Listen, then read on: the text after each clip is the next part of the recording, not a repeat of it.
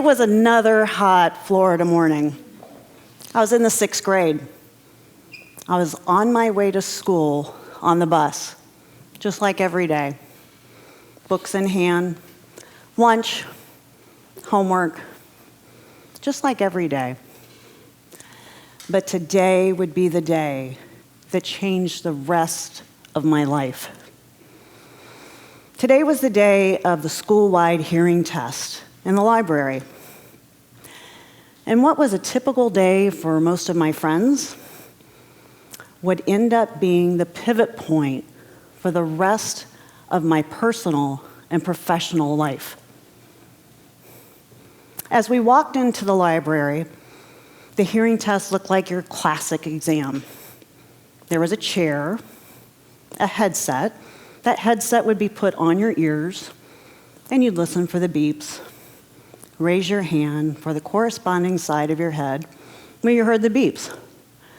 No problem. Good way to get out of math class. So I approached the front of the line, and I sat down in that chair, put on the headset, and I waited for the beeps. And I waited for the beeps.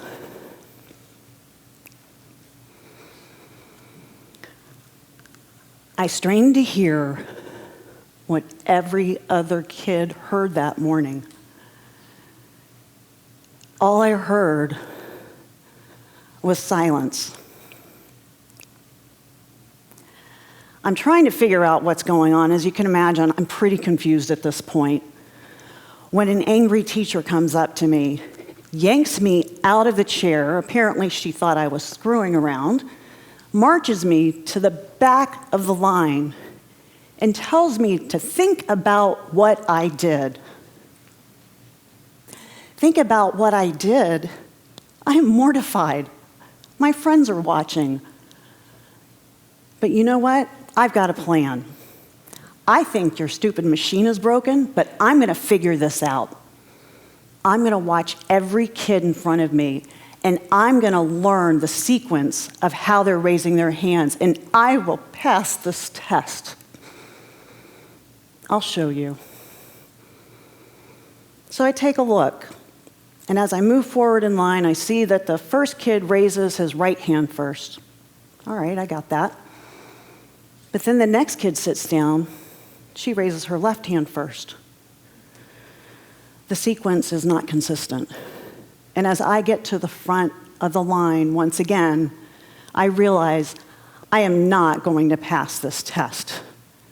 I sit down in that chair again, put on the headset, and this time, thankfully, I'm approached by a different teacher with only a look of concern on her face this time. She tells me I'm going to be referred to a hearing specialist. A few weeks later, I'm in the hearing specialist's office. This test is a little bit different. It's a simple test of just repeating what the hearing specialist is saying. Words like hamburger, hamburger, hot dog, hot dog. I am going to pass this test with flying colors. It was a lot of fun. Suddenly, I could no longer understand the words. I could hear that she was saying something, but it was completely muffled. Hamburger sounded like her, her, her. Hot dog sounded like her, her. I couldn't understand. She must be playing with a sound. She's not playing with a sound. She took a piece of paper and covered her mouth so I could no longer see her lips. Hearing test was over. The results, I was hearing impaired. Apparently, I'd become a lip reader without even realizing it. And I needed hearing aids. I was 11 years old. I didn't want hearing aids. Like every other 11-year-old, I didn't want to be different. Suddenly, I was. Not only that, but I didn't want this to be a financial hardship on my parents. Hearing aids today cost up to $6,000 a pair. And get this, insurance rarely covers them. I didn't want to be a financial hardship on my parents. Now, I see a lot of successful people in this audience today, but if I asked you right now, take out a pen and write a check for $6,000, that might be a difficult task, even if it's for your own child. Now, people on Medicaid, fortunately, they can get their hearing aids covered. But what about those in the lower class or even middle class? What choice do they have? Their children go without. I went without. I didn't get my hearing aids until I was in my mid-20s. And it was only then that I realized everything I had been missing my entire life.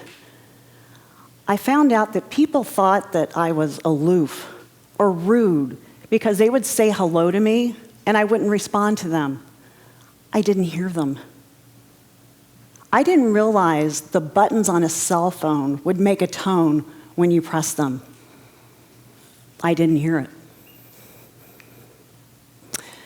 We take our 5 senses for granted. We can enjoy a delicious meal, smell the brewed coffee, freshly brewed coffee, feel the fur of a puppy when he's up against you, see the sight of an amazing sunset over the Gulf of Mexico, and for most, enjoy the sounds of a symphony or children laughing. Have you ever considered that being able to hear is a luxury? Think about it.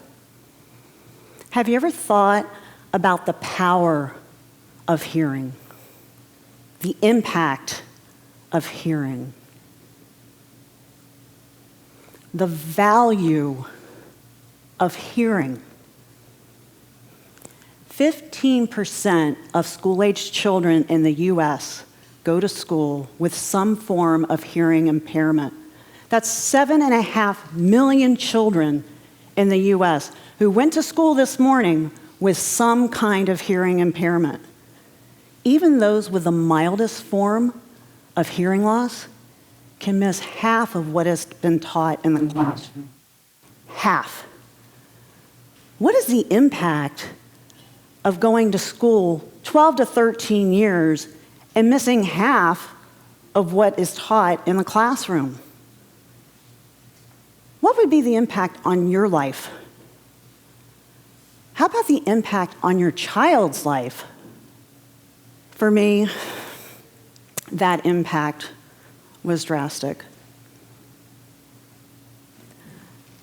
I understood what people thought of me when I had to put together the words that people were saying, what little I could hear, and the lip movements that I saw.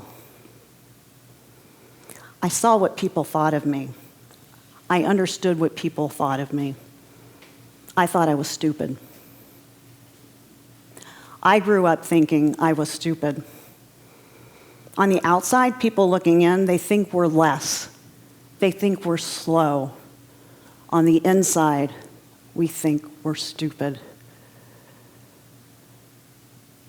It got to a point in high school I seriously considered dropping out. I was tired of people looking at me as if I was less or if I was slow. And I felt like I was proving it to them every day. I've come a long way in negating that lie, but it's like a muscle. You gotta work on it every day. Even on this red circle, I'm battling with the fact that I think someone in here thinks I'm not smart enough to be here. There are 5 levels of hearing loss. So when someone asks you or tells you, I'm deaf, I'm hearing impaired, or I'm hard of hearing, what does that actually mean? It can mean a lot of different things. Number 1 is mild. That's when everyday conversations are hard to hear, especially when there's background noise. Number 2 is moderate. That's when you find yourself having to repeat yourself or asking people to repeat themselves during the course of conversation. Now, guys, this has nothing to do with being hard of listening. Number 3 is severe. Severe is the category that I'm in. Severe hearing is when you need a hearing aid and the use of reading lips in order to communicate. An easy way to understand how I hear without my hearing aids is for you to gently put your fingers in your ears and listen. You can still hear that someone is saying something, but you can't understand what they're saying because it's muffled. Number 4 is profound. Profound hearing loss is when even the loudest conversations, you still don't understand what is being said without the use of a hearing aid or sometimes even a cochlear implant. And number 5 is total deafness, when very little to no hearing is taking place. Again, a cochlear implant can be an option. So when I first got my first set of hearing aids, they were horrible. It was very similar to taking a staticky radio station and turning up the volume. You just got louder static, and you could barely hear the music. Thanks to advanced technology today, I can actually focus on exactly what I want to hear and turn down the background noise. I now hear better in loud restaurants than my friends do. With my phone across the room, I can accept a phone call with a tap of my ear. I can stream my favorite radio or favorite video audio on my phone using my hearing aids. So I guess there are some benefits to being hearing impaired, but only if one has access to hearing aids. Now, in some cases, when a hearing aid does not work for a child or an adult, a cochlear implant is an option. A cochlear implant is an electronic device that is surgically implanted into the cochlea of the inner ear. Get this. Children as young as 9 months old can benefit from a cochlear implant. And more than 65,000 children have benefited from a cochlear implant as of March of 2021. The University of Michigan revealed a stunning study that stated that children who need hearing aids who don't get them are more than twice as likely to become addicted to drugs and alcohol. More than twice as likely to become to drugs and alcohol. For my family and for me, this became a tragic reality. A lot of my family members suffer from nerve deafness. It's hereditary. This is a picture taken about 40 years ago at Christmas time. We lost my cousin Stan in the upper right-hand corner a year ago. My cousin Carrie on the bottom right, we lost her 5 years ago. Both had hearing loss as children. Neither got their hearing aids as children. We lost both of them due to their addictions.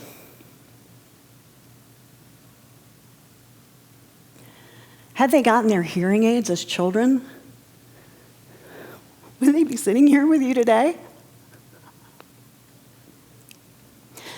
Now, Stan received hearing aids about a year before his passing. My brother Frank, who's in the top middle, donated his used hearing aids to Stan. It was too late. These tragic stories can be avoided.